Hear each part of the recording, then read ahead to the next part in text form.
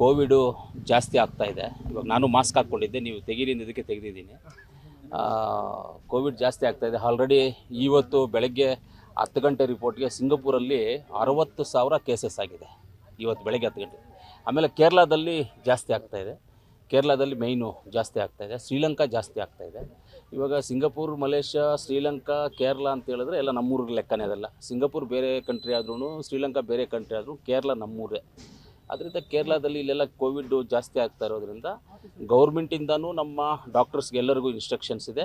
Plus ನಾವು ನೋಡಿ ಏನಾದರೂ ಸಮಸ್ಯೆ ಇದೆ ಮುಂಜಾಗ್ರತೆ ಕ್ರಮವಾಗಿ ನಾವು ಅದನ್ನು ವಹಿಸ್ಕೋಬೇಕು, ಮುಂಜಾಗ್ರತೆ ಕ್ರಮ ತೊಗೊಂಡು ಅದನ್ನು ನಾವು ಸಾಲ್ವ್ ಮಾಡಬೇಕು ಅನ್ನೋದು ಒಂದು.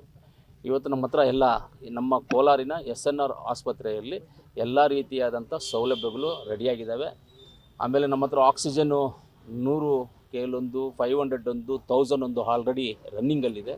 ಇವಾಗ 6000 KL ಒಂದು ಆಕ್ಸಿಜನ್ ಸಿಲಿಂಡರ್ನ ಇವತ್ತಿಂದ ಆ್ಯಕ್ಟಿವ್ ಆಗಿದೆ. ಅದೂ ಇವತ್ತಿಂದ ಆ್ಯಕ್ಟಿವ್ ಆಗಿದೆ. ಅದು ಇವಾಗ ರೆಡಿ ಇದೆ. ಅದು ರೆಡಿ ಇದೆ. 6000 ಇವಾಗ ಆ್ಯಕ್ಟಿವಲ್ಲಿದೆ, ರೆಡಿ ಇದೆ. ಅದು ರೆಡಿ ಆಕ್ಸಿಜನ್ ಸಪ್ಲೈ ಇಲ್ಲಿ ಇದೆ.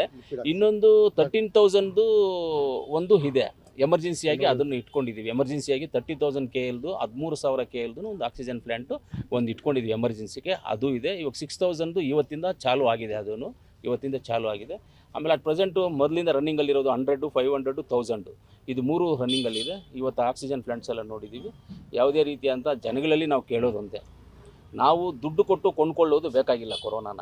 ದಯವಿಟ್ಟು ಎಲ್ಲರೂ ಇದಕ್ಕೆ ಮೇಲೆ ಮುಂಜಾಗ್ರತೆ ಕ್ರಮವಾಗಿ ಮಾಸ್ಕನ್ನು ಹಾಕ್ಕೊಂಡು ಸೋಷಿಯಲ್ ಡಿಸ್ಟೆನ್ಸನ್ನು ಮೇಂಟೈನ್ ಮಾಡಿಕೊಂಡು, ಏನೇ ಒಂದು ಸಮಸ್ಯೆ ಇದ್ದಾಗ, ಕೆಮ್ಮು, ಜ್ವರ ಇಂಥದ್ದು ಬಂದಾಗ ನಮ್ಮ SNR ಆಸ್ಪತ್ರೆ ಡಾಕ್ಟರ್ಸನ್ನು ಬಂದು ಕನ್ಸಲ್ಟೆಂಟ್ ಮಾಡಿ ಅವ್ರ ಹತ್ರ ಒಂದು ಒಪಿನಿಯನ್ ತೊಗೊಂಡು ಅದ್ರ ಮುಂದೆ ಹೋಗಲಿ. ಮಕ್ಕಳನ್ನು ಹುಷಾರಾಗಿ ನೋಡ್ಕೊಳ್ಳಿ, ಮೊದಲನೇದಾಗಿ ಮಕ್ಕಳನ್ನ ಹುಷಾರಾಗಿ ನೋಡ್ಕೊಳ್ಳಿ ಅಂತ ನಾನು ಹೇಳೋದಕ್ಕೆ ಇಷ್ಟಪಡ್ತೀವಿ. ಇವಾಗ ಈ ಕೋವಿಡ್ ಇರೋದ್ರಿಂದ 27ನೇ ತಾರೀಕು ಮಾನ್ಯ ಮುಖ್ಯಮಂತ್ರಿಗಳು ಇಲ್ಲಿಗೆ ಬರ್ತಾ ಇದ್ದಾರೆ.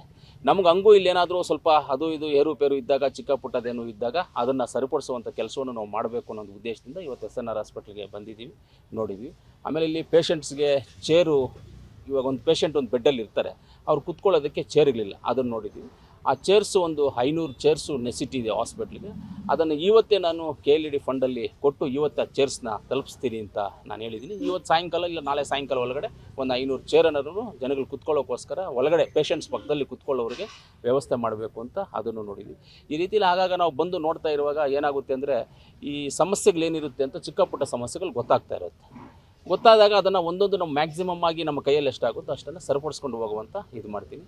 ಫೈನಲಾಗಿ ಒಂದೇ ಹೇಳೋದು, ನಿಮ್ಮ ಮೂಲಕಾಂತರವಾಗಿ, ಮಾಧ್ಯಮ ಮಿತ್ರರ ಮೂಲಕಾಂತರವಾಗಿ ಹೇಳೋದಿಷ್ಟೇ, ಕೋವಿಡು ಹಬ್ತಾ ಇದೆ. ಅದರಿಂದ ಎಲ್ಲ ಮಾಸ್ಕನ್ನು ಧರಿಸಿ, ಎಲ್ಲರೂ ಸೋಷಿಯಲ್ ಡಿಸ್ಟೆನ್ಸನ್ನು ಮೇಂಟೈನ್ ಮಾಡಿ, ಯಾವುದೇ ಒಂದು ಕೆಮ್ಮು ಜ್ವರ ಇಂಥದ್ದಿದ್ದಾಗ ಇಮ್ಮಿಡಿಯೇಟಾಗಿ ಬಂದು ಡಾಕ್ಟರ್ಸನ್ನ ಕನ್ಸಲ್ಟೇಟ್ ಮಾಡಿ ಅವರ ಒಂದು ಒಪಿನಿಯನ್ ತೊಗೊಂಡು ಮುಂದಕ್ಕೆ ಯಾವ ಟ್ರೀಟ್ಮೆಂಟ್ ತೊಗೋಬೇಕು, ಏನು ತೊಗೋಬೇಕು ಅನ್ನೋದನ್ನು ಮಾಡ್ಕೊಳ್ಳಿ. ಎಲ್ಲ ನಮ್ಮ ಕೋಲಾರ ಜಿಲ್ಲೆಯ ಜನತೆಗಿಷ್ಟ ಮಕ್ಕಳನ್ನು ಹುಷಾರಾಗಿ ನೋಡ್ಕೊಳ್ಳಿ ಅಂತ. ಹೌದೌದು, ಅದಕ್ಕೆ ಹೌದೌದು 100%. ಇಲ್ಲ, ಖಂಡಿತವಾಗ್ಲೂ ಕೇಂದ್ರದ ಏನು ಆರೋಗ್ಯ ಇಲಾಖೆಯಿಂದ ಗೈಡ್ಲೈನ್ಸ್ ಏನು ಬಂದಿದೆಯೋ ಅದನ್ನು ನಾವೆಲ್ಲರೂ ಸೇರಿ ಪಾಲನೆ ಮಾಡುವಂಥದ್ದು ನಮ್ಮ ಜವಾಬ್ದಾರಿ ಆಗಿರ್ತದೆ. ಖಂಡಿತವಾಗ್ಲೂ ಅಂಥ ಕಾರ್ಯಕ್ರಮಕ್ಕೆ, ಅಂಥದಕ್ಕೆ ಯಾವ ನಮ್ಮ ರಾಜ್ಯ ಸರ್ಕಾರದಿಂದ ಏನು ಬರುತ್ತೋ ಅದನ್ನು ನೋಡಿಕೊಂಡು ಯಾವುದೇ ಕಾರ್ಯಕ್ರಮಗಳನ್ನು ಮಾಡೋದನ್ನು ಮುಂದೂಡಿಕೊಂಡ್ರೆ ಜನಗಳಿಗೂ ಒಳ್ಳೆಯದು. ಯಾಕಂದರೆ ಸರ್ಕಾರದಿಂದನೂ ಅದನ್ನು ಮಾಡಬಾರ್ದು ಅಂತ ಹೇಳ್ತಾರೆ. ಎರಡನೇದಾಗಿನೂ ನಾವು ಮುಂಜಾಗ್ರತೆ ತೊಗೋಬೇಕು ಅಂತ ಹೇಳಿದ್ರೆ, ನಮ್ಮ ಆರೋಗ್ಯದ ದೃಷ್ಟಿ, ನಮ್ಮ ದೇಶದ ದೃಷ್ಟಿ, ನಮ್ಮ ಮನೆಯ ದೃಷ್ಟಿ ನೋಡ್ಕೋಬೇಕಂತಂದರೆ ಆ ದೃಷ್ಟಿಯಿಂದಾದ್ರೂ ಎಲ್ಲ ಕಾರ್ಯಕ್ರಮಗಳನ್ನ ಮುಂದೆ ಹಾಕ್ಕೊಂಡು ಮಾಡುವಂಥದ್ದು ಒಳ್ಳೆಯದು. ಸರ್, ಇಲ್ಲಿ ಸದ್ಯಕ್ಕೆ ಏನೂ ಕೊರತೆ ಇಲ್ಲ, ಎಲ್ಲವೂ ಕರೆಕ್ಟಾಗಿ ನಡೀತಾ ಇದೆ.